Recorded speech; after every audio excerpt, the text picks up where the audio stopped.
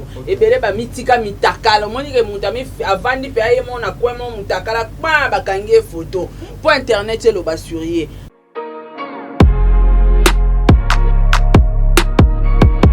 po batu musu bakanta koza pembe na musicien to kolobela musicien de pesa makamte nga azala pembe na fali azala pembe na héritier de pesa nga makamte.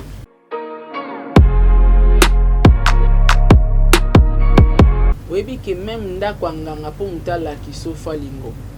OK. Balaxate. Mutala kisa mutu place azora succès te. OK.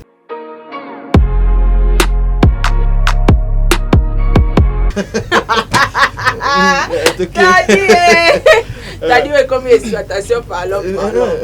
Ngana lobango après Lucifer, c'est les Congolais. Comment ça?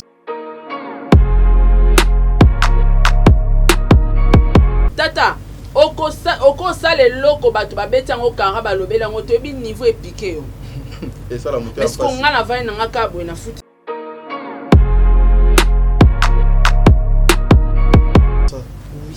Lucifer au comparé na ba congolais. Oui, pourquoi?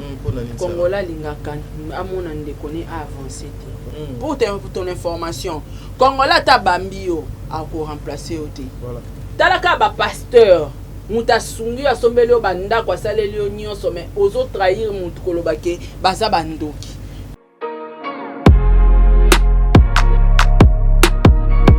Il faut tous aller dans la spiritualité. Dans ça, sans la spiritualité, au vivre ndeni. Spiritualité, mais quand on parle de la spiritualité, nous avons la spiritualité.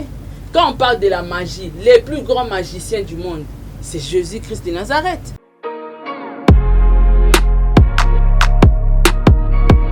Did somebody say that Majabu Gospel is coming to the United States? Yes, Majabu Gospel is coming to America. Pour la toute première fois, Majabu Gospel aux États-Unis d'Amérique. On the 16th of January, it is happening in Portland, Maine. An amazing, life-changing and epic concert. Et le 23 janvier 2022, bien sûr, à Dallas, Texas. Je peux m'imaginer combien la gloire de Dieu sera présente. For 2022, it's gonna be glorious. The whole Majabu Gospel team will be there. And we cannot wait to share this moment with you. Retenez ça très bien. Le 16 janvier 2022, nous sommes à Portland, Maine. Et le 23 janvier 2022, à Dallas, Texas. Invite a friend, save these 2 dates, because you don't want to miss it. And I hope to see you there. Soyez bénis.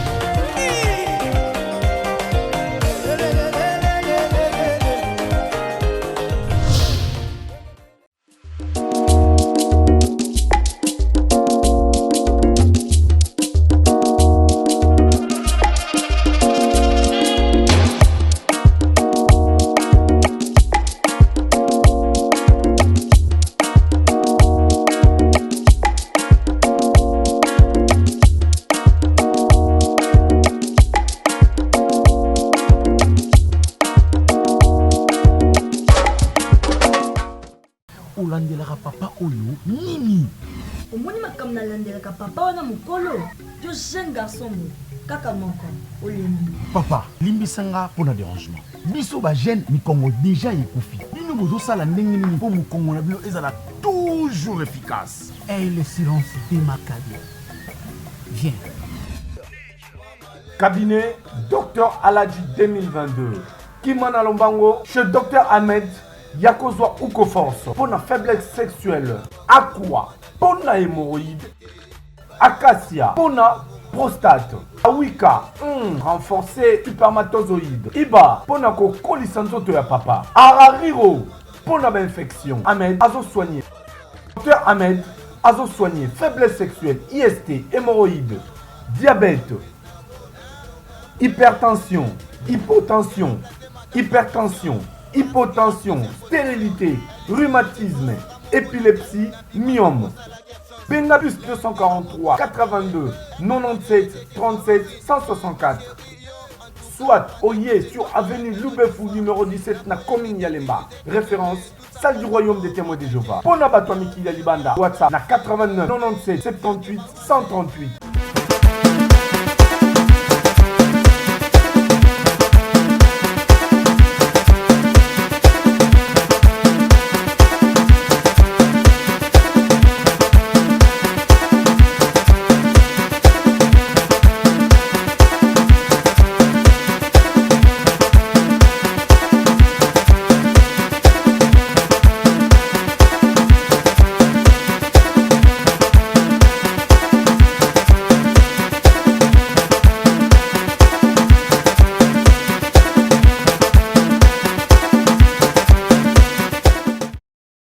Voilà, merci mesdames et messieurs, les abonnés de Top Média Télévision, les abonnés de Saratola Télévision, les abonnés de Télémonde 243. Boye Imala mon émission Nabino, le code de bonne conduite. Cette émission Nangambouya Saratola et Zalaka Zigzag, c'est ça. Zip-zap. Zip-zap. Voilà, donc c'est ça. De l'autre côté, il y a Télémonde et Zalaka rétroviseur. Voilà. La grande dame, cette femme actuellement, sincèrement, Azana Page, na combo ya Sarah Tola, le lot tozo que ne le sous une fois qu'on makambo biso to tila ki bino pose mon kolodo utaki koleka ba vérité oh peut-être nanu boyo kate nanu Sarah abimisa te nanu solo la bongo te na bino ba ndeko bolinga kaye bokolanda yango mukolo mwalelo na émission auto sala awa bon délivre azali derrière la caméra azo réaliser émission après singa juste 30 petites minutes.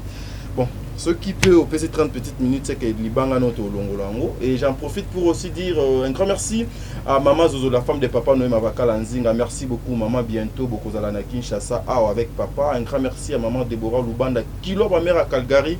Un grand merci aussi à TK09, l'international depuis la France. Merci beaucoup pour nos passages conseils, Nayo TK09. Un grand merci à celle qu'on appelle Priska.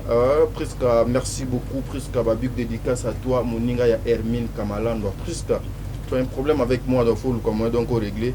Nzambe azwaluku Nzambe asepelana. Voilà, bon délivre ce qui te le langage moko au kofongola biso bande ko balandi ya Top Média Télévision to ki malembe ba mona été nazalina Saratola moko to koyamba lelo to lu komo to PC maloba.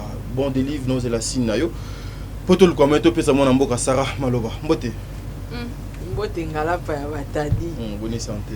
Santé kitoko, kitoko makasi, Dieu fait grâce.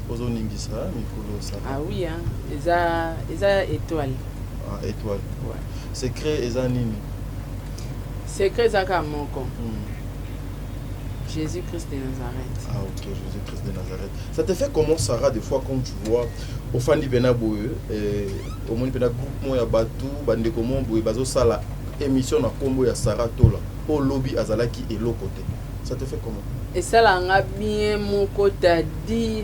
Oyebi combien de personnes oyo oyebi que soto bito chaka YouTube a Kishasa to tia bande kona biso ba na potote kaya Kishasa oyebi que tokotanga ba chaîne te tokotanga ba journaliste te o msunanga na to yobi kuteta bango te mais ba combo mais ba sara ba émission sko eza facile te que batu moko boye oyebi bango na vite mais ba vanda ka ba 8 ans ba parler sur yo c'est la grandeur.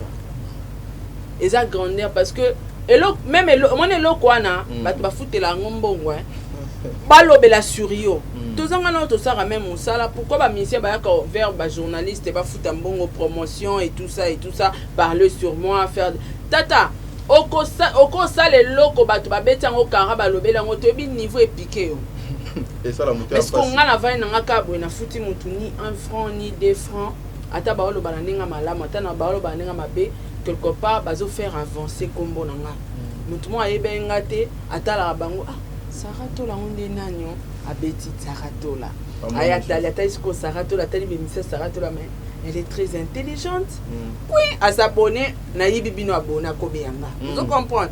C'est comme ça eza pe façon ya ko ça elanga marketing ngana mona ngo stoki ba olobela sur yo c'est que oza vraiment na étoile donc oza à la page nengo tolo bawana ngai déranger ngate na kumisa nzambe parce que belé ba simbela ngo kisi po ba loba sur bango et belé ba sali ba mabe po omoni ba mabe muto sala ba mabe na nko peut faire et lobby internet et belé ba sala ngo po ba tuba loba sur ba kombo na bango et belé ba mitika mitakala omoni ke muto mi avandi pe aye mona kwemo mutakala ba kangie photo po internet et loba sur ye et belé ba publier pe mitakala photo e belé et belé kaka po sujet mikolo ane koma na kombo na c'est que po ba lobela sur yo ezana ninga malamu ezana ninga mabe ya il faut énergie mais ce qu'on a Sarah natiki mutakala libanda te na bimina mobala batute na sali prostitution te na bomi mutute na ibelo ka mutute mais batumo ba olobela sur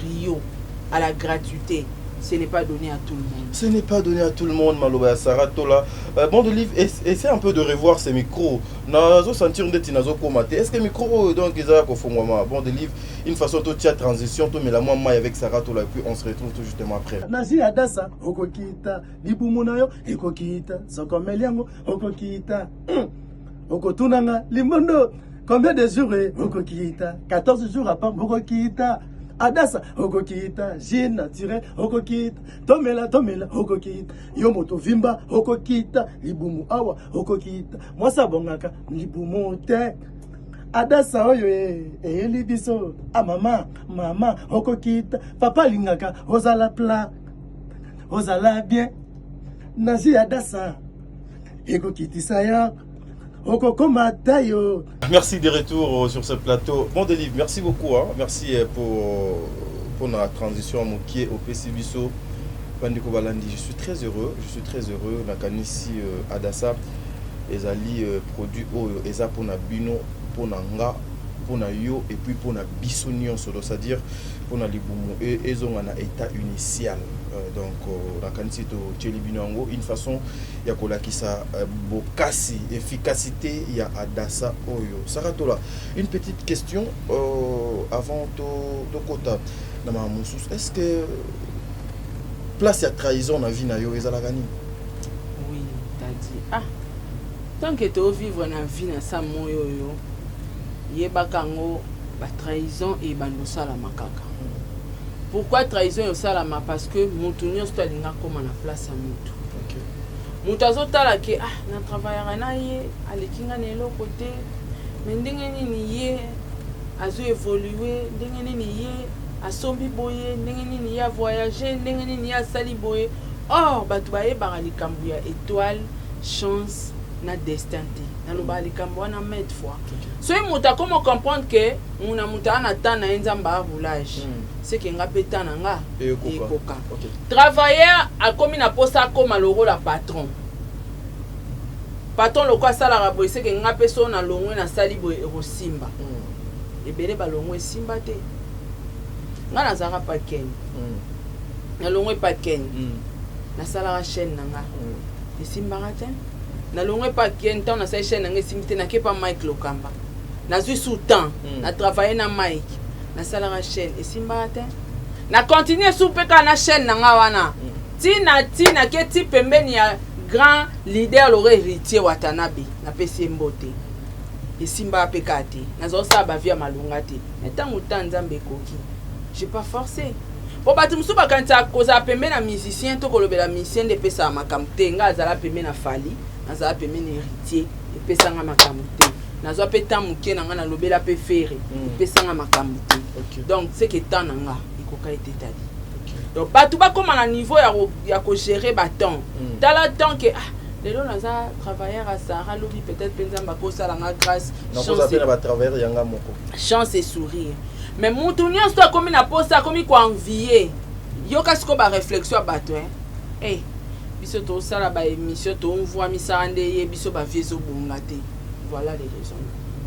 Est-ce que avant yo ya ko sala émission na chaîne nanga utaka chaîne nanga te ke bonga déjà izana ba audimat nango mutema ya mutu Kongola za mutema mwindu Kongola li komona mutu amatate et puis chose grave Kongola li komona mutu amatate ngaso na moni mutu o mata ça elo wa bien na olukana travailler na lekaye différence ba Congolais za Sarah o mata bondeni Sarah te kabashi ba juana za ye sueza ye photo bomele kob ya olukata sala ta jimoko ele kata jiwana Sarah oteka mais oluka aboma na kopa Sarah ki Sarah teka kate c'est ça les Congolais peut-être Sarah va revenir na ezaka agité peut-être Sarah va revenir na ezaka majabute ezaka azirte tam ça za makamne mo sala cc yango l'autre fois na ebsaka yo nazana ba makambu na ba maison o na sala ramokili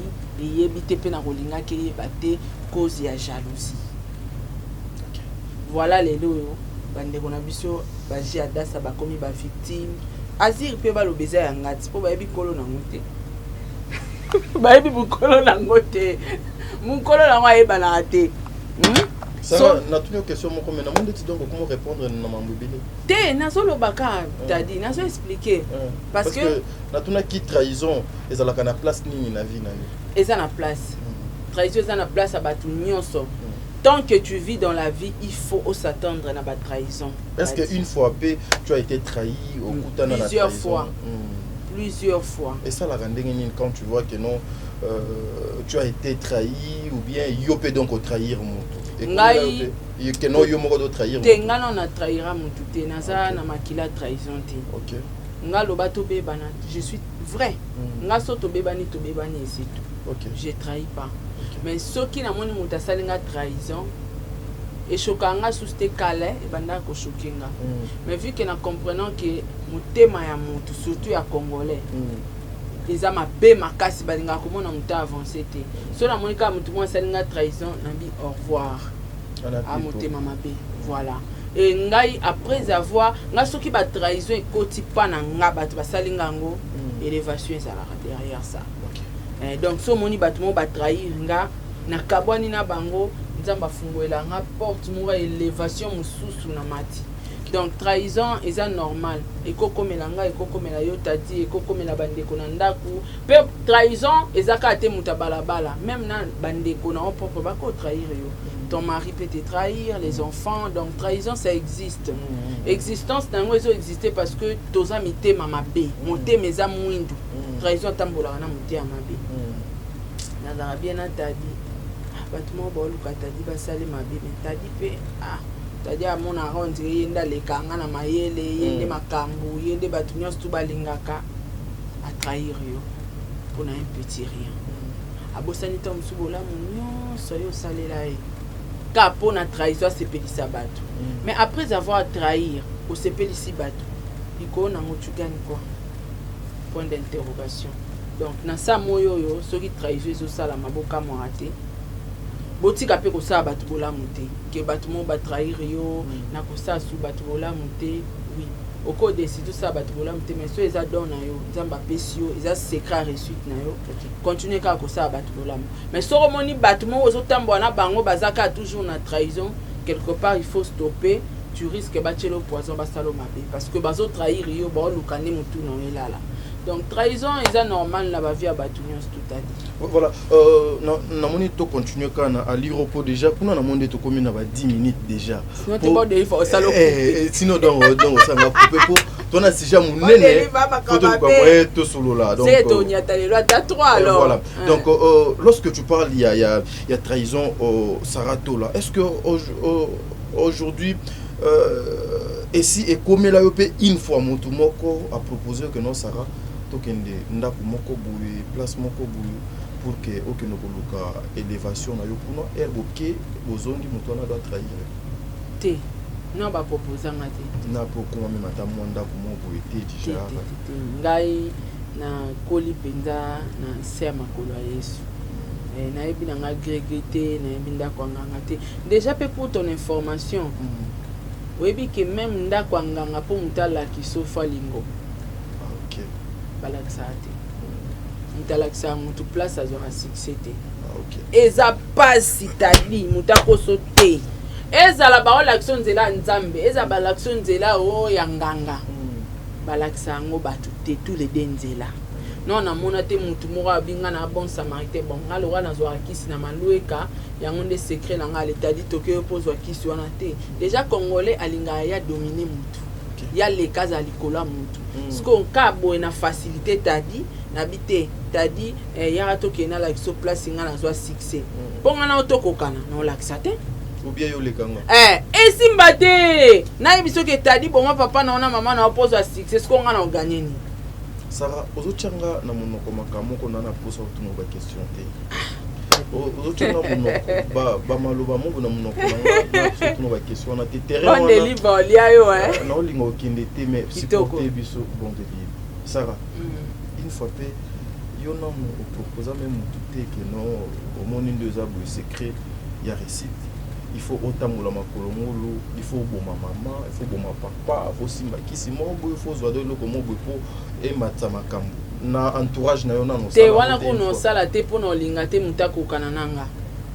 nzambe kutu weba nzambe na sata ba welani gloire qui leadership donc c'est impossible na vandisa entourage ou travailleur nanga na loba na ye ke po ozwa succès o nga na nango nga na kabela yo na ebiso kete yakanda kwa nganga ateza nda kwa nganga no la kisote donc atana kenda nda kwa nganga nanga na koki ko lakisa mutu te ezala entourage ezala o ba collaborateur ba travailleur je peux pas parce que mutalingaka azala azana élévation na yé moko nzambe na sata ba welela succès na ki leadership donc nga na koki déjà jamais ko vandisa ba travailleur nanga pona lakisa bango nzela ya succès o nga na za c'est impossible non ça la te na lakisa te non lakisa te tati atana ando kina kotaka ba ndako nganga en tout cas tous les camarades nanga yaya non la sauter eza nsuki pe na saela ranzambe so pe na saela satana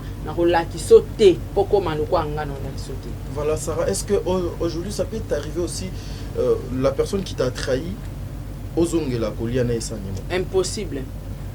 Ba mesure nini, ba garde-fou nini bandeko, parce que émission ici nous le faisons pas pour Sarah, nous faisons une émission pour bateau pe ba bandeko bozo ko la bazo le kapé na ba trahison hein tadi ouais voilà pourquoi na lobito continuer kana lire tadi trahison bandeko ba otala biso baza trahi na bana na bango ngana na mama mo na yambai na histoire vraie aolela mwana aboti ye aonyoko na ye na poto mwana ngo ye mtabimisi mbongo na Kishasa amemi voilà azo wanga na ye wana mama na ngate makambo ebele c'est la trahison bato ebele ba ole kana trahison eza na ngoka te ke o travailleur ni trahison eza même kwenyoso ndeko na obo utami tata moko mama moko ako trahir yo tant mibali na biso bakenda kolinga basi musu pembeni c'est la trahison bana bako trahir to continuer kana trahison na moni trahison ngo eza intéressant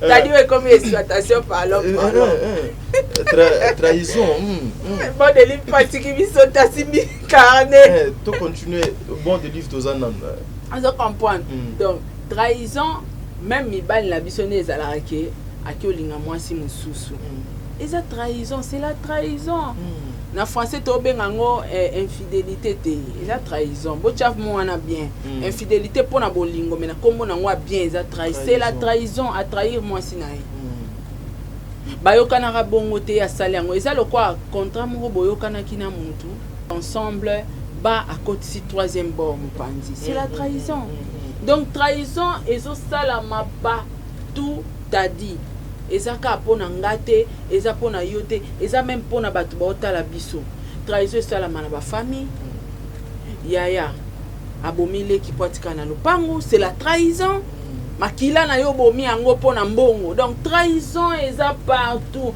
ngana lobango après Lucifer c'est les Congolais. Comment ça? Oui. Lucifer au comparé na ba Congolais. Oui, mais pourquoi? Congolais lingaka amona ndeko ni avancé te. OK. Congolais linga ndeni. Ako linga a sacrifier famille mobimba baza bata pasi. Kuba ya ka ko senga ye. Ko lelela ye ka. Tala motema Congolais. Donc so amoni muninga mso linga sa nete amata abandi ko étouffer. C'est ça les Congolais. Congolais travaillera te que Sarah azana plateau Sarah zuba sponsor. Nini sala ki Sarah ba sponsor wana balanda kai. Mutaso comme na niveau réfléchir bongo te que peut-être balandi pour na plateau, peut-être pas Sarah bémission na plateau bisoza yo sa commission si ma caméra o comment oza anonyme. Yebisanga mutu ni na kwa ko signer contrat na mutu amona na ate yebisanga na. A Orlando wapi? Aibi ote, aibi mobile note, aibi banano. Bakozwa yo wapi? Oza na adresse te. C'est tout à fait normal. So bolingi bo travailler bozo ba collaboration minene ya bo bimana basima caméra. Bozo batama pourquoi? Bozo bomba ba choko, bozo bomba nini? Hein? Mindi manga benga ngo eza complexe. Oza mabe, oza kitoko, oza ndundu, oza nini? Mibimisa eza musalo ozo lingo travailler. Mais bimana caméra ba mona yo boye o mona ba sponsor ba koya na mona ga Sarah na mona kaye na mona mwana na mona mobile ne aza muta sérieux to confier yango moni ngana zo travailler na ba sponsor. Sko ya olukata te améliorer musala na emba mo à côté de Sarah Keto. Il faut to kaboler na ba sponsor. Faut to détruire Bref, on est bas sponsor nyonso ba circuler na réseaux sociaux ba uta pa na nga. C'est la Sarah. Bas sponsor nyonso bazo circuler na réseaux sociaux ba uta shinga. Non yebiso vérité. Nonde. Ba bandaka pa na nga. So na pesi bango contre l'équilibre likolo misuku to travailler pété so contre l'équilibre likolo ba talisi mbama côté na bango côté ba kendaka. Misusu peut to travailler na bango. So na moni abando lexa 2-3 maloba ponga na se respecter na yebi musana na mwana kati. Quoi? Plus question. Travailler na bango. Ba misusu pe ba yaka ba proposer nga na boya bazui na bango pe ba chaîne misusu. Ba sponsor ebele ba uta pa na nga. Pourquoi ba uta pa na nga? Faut ba luka ba yeba nga benda bango na kisi te po ba tunyo se comment kisi. Ba tu ba otala ke amona naka. Ebele baza wana ba mona naka te ya ba mona na te. Donc mutu pas confier yo eza moi passe sikoyo Congolais za muté à mabe. En luka yeba te ke pourquoi t'as dit azo mata. Il faut ta la bémission ni t'as dit à salaka. Est-ce que t'as dit à clashaka? Est-ce que t'as dit à salaka? Yo po badio tala na copie na ngata t'as dit na sala mieux que t'as dit. Congolais on sa bon te. Malam ku to sala be fort to sangana. To détruire t'as dit. T'as dit à quoi à bambana allez biso ba remplacer au PT pour ton information. Congolais ta bambio a ko remplacer au te. Voilà. Ata saleli o campagne de déstabilisation akoko sala oyo zo sala te akoko sala ngote akoko sala le meilleur de toi te donc tout le monde na majabu tala incitation à la haine à la gratuité nana sala loko sko eza meilleur que les kamajabu non peut tout le monde il y a pas c'est comme ça les Congolais nga soki le lot trahison bino boka mo kam sanga tala ka ba pasteur muta sungi asombeli o banda kwa saleli o nyonso mais ozo trahir mutu kolobake baza bandoki. Allez-y imaginer comment les Congolais fonctionnent. Donc, trahison, bandeko bota biso, eza partout. Kotika kosunga batute pour la trahison. Pour trahison, eza la kaka. Mais na sa moya lelo lo kwa poison de komi aya. En tout cas, ceux qui ba trahison ezo le cas, il faut mettre les barrières. Il faut kabwana na ba. Na batilo ka moi maloba sarato la. Na bandeko bazo landa yo. Ndeko moko a été trahi 2-3 fois par entourage, mobali, famille, et pas bami naïf. Attitude nini akoki kozwa face ya moto déjà ou ya classement bo ya bateau déjà ba mema na ba trahison. En tout cas, t'as dit olobi likamo a bien. Omoni na moi kala na biso a, moi kala na biso a. Webi ke tozala pe to swani na yo t'as dit to fingani. Tokutani pe batu bafani sibiso toyokani tolepe fufu na komi ko yo lia pa na yo yo pokomo yo lia pa na ngafu tuka tozongi nde tozalaka mais lelo eza subungu te lelo ekomina ya koboma muta komina niveau ya ke Sarah ninga zawana no sepela nete pourquoi ka yenda zozwa photo lalisa mutu na ye mutu soka sa trahir yo kala tokoka yo mona ke muta trahir nga senga pardon tozongi nde tozalaka mais lelo eza subungu te. Poison est circulé. Ceux qui ont trahir yo yaya boka bwana. Olimbisie de loin. Tout comme on a na WhatsApp. Ko approcher sous pembenité pourtant azo zonga ayo bomao. Ce qui pour kala to yebaka poison t'a dit faut obeta c'était on. Oui que nga kala na yeba poison ka pa ba mouvancier. Oui, matambongo. Oui, poison de zaka pour na bango. Poison. Batu moko do classe à batu moko. Nde poison tambolaka. Mais au moni que poison le bana muta pousu. Ba laisser poison. Muta pousu. Ba laisser poison. Siko tina na ngoni ni ke mutu mo asasali au trahison. Après aye ko senga au pardon to a reconnaître ou embrasser au kufa au le poison. Ce qui trahison c'est salami nzamba la kisio motema mutu wana. Nzamba fungoli onde miso mona po bazui chance a roboma ote kata bango boka bwana penza soki pardon na musika ya boni na WhatsApp ndeko na nga oza bien to suki wana ko pese sous chance te bo vanda tande na vaina tadibo pa ko chelo ngata ya mbote na maboko olango ako chelo ngata ya mopepa fuli olango il faut être très prudent dans la vie. Voilà. Mesdames et messieurs, namoni kuna déjà si batiaki papier na bango likolo. Mais ngana obwaka isusu équipe technique ote. Namoni photo so na kaka. Donc lokola pe bango bazo trahir nga to kabwana. Ah ba continue trahison. Ouais, mais parce que oh comme tricage émission comment bino boko bando kata émission ka 30 minutes juste pas bokati lokola na lola. Sarah, aujourd'hui regret na yo ezalaka nini quand tu regardes Sarah Tola Mosala naye ce que tu fais Oignon Soizo ko entouré yo le plus grand regret ya vie à Saratola ezakani l'amour que j'ai pour na bande konanga c'est pas seulement ma famille. OK. Pour Bible et lobby na dit commandement linga muninga na ndengo melinga. OK. Na ça est la rango. OK. Donc l'amour que j'ai pour na bande konanga ba congolais to bande konanga nyonso o baza batu. Yango les aka regret na mena koki peut changer motema nanga te. Na approchera batu facilement. Na embrasser mutu na commission loka famille. Na komo yo ka pe passe na ba problème na yo. Na commission y posa na problème na sungi na pesi. C'est ça mon plus grand regret. Mais moi na changer motema ngo ezate parce que za ndenge nzamba kelanga ta na une décision na kokaka te. Yango pe nzamba épargne kanga. Pour prière nange ezalaka nzambe lokwa na kokoka ko détecter bato mabete. Ata poya bato mususu akoya aza bien na yo atadi. Mais après quelque temps esprit na échangé akomi na bula salo mabe. Na yebisa nzambe soki bato bakomi na bula basala nga mabe ko permettre te kabolanga na bato mabe. OK. Kabolanga na bato mabe ya prière nanga. Donc regret nanga ezalaka kaka nazana mutema wana ya koyamba mutu na facilité olingi epé. Et après, c'est la trahison. Mais ils ont des ambassadeurs, je n'ai pas le choix. Mais ils ont parmi les regrets na arrêté tanga mo sona fanti. Ah, sona ebaka men ambassadeur a été. Sunga qui est vraiment pour na passer.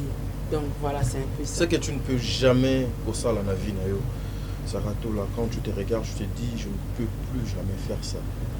Na salaka to na ko salaka te. Na koki ko sala mo isusu te. Donc c'est que na salaka. Voilà. On a commencé à la souster la vie pour embrasser Batou facilement. En tout cas, je ne le ferai plus jamais.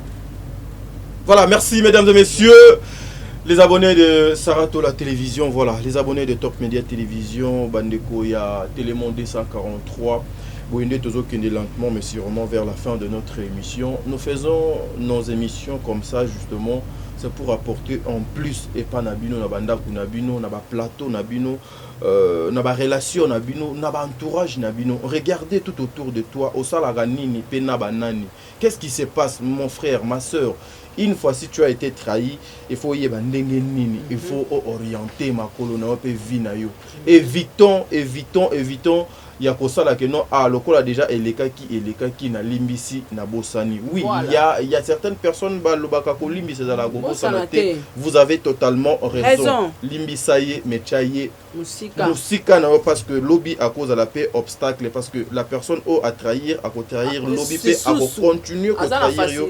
Alors nous devons éviter certaines choses. Aujourd'hui quand tu vois campagne mon boy, il y a bien été contre pasteur moko boye ou contre société moko boye ou contre produit moko boye à la télé. Tu regardes maintenant et ça lui ma bé campagne moko boye et qui ne peut pas détruire et loko peut-être moto à construire pendant beaucoup de temps.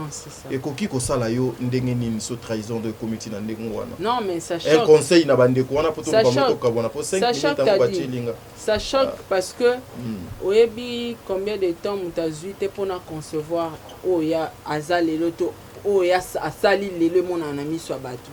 Oyebi ba pongini ntazangaki azui tanzola la te azokoluka yeba basala ka mélange ndenge nini basala ka boy momoni mutu mo na facilité sans cause parce que cause ezalaka soki ba client o basomba ke loko ba réclamer loko eza mabe mais batu kaka basangani pona ko détruire eloko moko mutasali na ba effort na e ozomona niveau ya motema mabe ya congolais mais Dieu tellement nzamba alaka juste peu importe ya ba campagne ya batu alongisa ka bana na ye ya on a autopé exemple ka mingi te majabu kaka oyo tala ba émission na ba pasteur basalela ye batikiti sort na bango ezani Madja besoin avancer, zo continuer. On a bateau besoin passer par moment difficile et à trahison un modèle wana et courage parce que nzamba a tellement juste.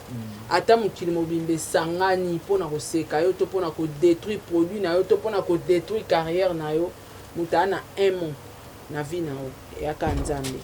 Mutana un mot na business na yo ezaka nzambe. Courage à Madja Gospel, courage na Azir, courage na Jimagique Adiata. Dieu est juste. Donc voilà. Voilà, mesdames et messieurs. Dieu est juste. Voilà, la justice. Pourquoi ça baoba? C'est pas facile. Voilà, la justice. Il faut nzamba pe so accès. Omoni batu mususu nde basara babilo na bango boye. Oyebi ba sacrifice basala atetadi. Nga deux fois na se privaka. Ke na mbongo na ngama na bomba kifuna sombelo mo bo me mutu mo elinga brisque. To ane bembe na morgue. To ane bembe na ndako mbongo ke na ngo même morgue ezate. Non kota na ndako na mbongo na ngana sali kam na pied. Ponzambe na ebike a opesa. Il y a centuple, il y a multiple. Ba effort na sala na se mukile ebi angote. Mais ba résultat nango ezo choqué bato. Il faut me supporter parce que d'ici là non mata sous business class pour la France. D'ailleurs non nous kana futa pénalité na poussa ngo tata semaine prochaine à Kindi. Donc il faut supporter, bo supporter ba élévation à bato. Bo ebi ba effort bato ba sala na sous-solté. Bo mona ka o bo mona sikoyo. Mais makambu na sala na se bo ebi angote. Ba nyongo na kota nzambe bo ebi angote. Or tout le monde a ma fondation mais il y a deux choses. On a salaka. Ebi lobby a ba trahison o nanda kuna ngana vandi. To ana gardien na biso mo asana na se na parking. Moi na ki na problème ya fala kota scanner. Na uti musala na zongi to koti si bana na papa Diego fallait na ki ozwa gamme na nga ya ba mafuta. Je salue aussi papa Diego Milito. Fallait na ki ozwa gamme na nga ya ba mafuta na Ano Beauty na pesi mbote Ano Beauty gamme onga saelaka. Fallait na ki na boutique na ye na ki o récupérer tant na onzonga binanga maman Sarah. Ngabi okoti musala abinanga te na koti te mwana nga fallait basale scanner azana ndako santé za bien te na senga ki immeuble mobimba ba relation nga o na yebi ba meka ko yedenga me banda na yaki bato ba nanga kazela ezate de na vandi apelo conseil ezate na ese na koti tikela nga temps muke na paiement to sala ba course na ona bato ba bengisa ki soko sisi avokende betela nga porte ikutenga en plein live non sala live aye ko yakutana na papa Diego azumbo mapesi to ebiete est-ce que mbongo wana na kina ngo besoin te est-ce que nana besoin mbongo wana te na sana ngwata likambo na kina ngo besoin mais tangu ya ebisi nzambe pambola Sarah monaye pour na pesi est avec intérêt oui avec intérêt za la nini travailleur nanga to travailleur nae na kabeli mbongo et cause avec intérêt pour ça il a ngam sala bien mais ce ko batu on a yebité na sungaka avec quel intérêt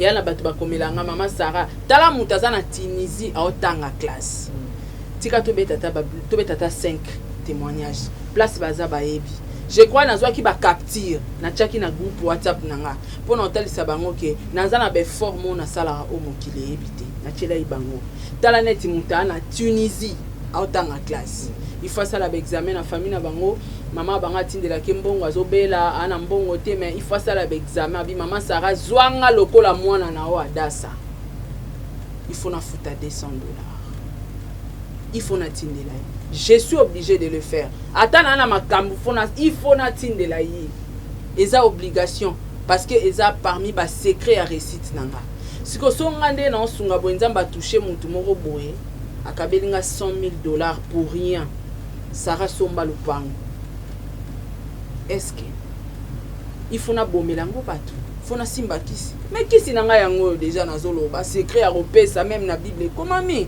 pese repesa mela yo tadi donc kolura ko kwisa ba moko boye oyo azana ba sacrifice azo sacrifier na coulisse pour na vie na ye eza pasi ya nzambe faut autoriser yo et là on a linga nzambe pour salara mystère caché abomba mabomba ya mutu abomba lobi ya mutu abomba liwa abomba récite abomba na clé ya la vie ou la mort et puis abomba clé ya okota na lola soka pesa kango angaja kata ange mo ke yondo bando kota batu lola ange wana so aza non ko batadi ebiki ngaso na finga ratadi ya reyenga okota lola te tala bolingo nzambe agera kata te ke ange moko boye nde obanda okabola babénédiction bongo so ange wana asepelaka ne na nga te oyebi ki nzambe opambola nga te sikoyo agera babiloko wana nyonso asala yango mystère caché.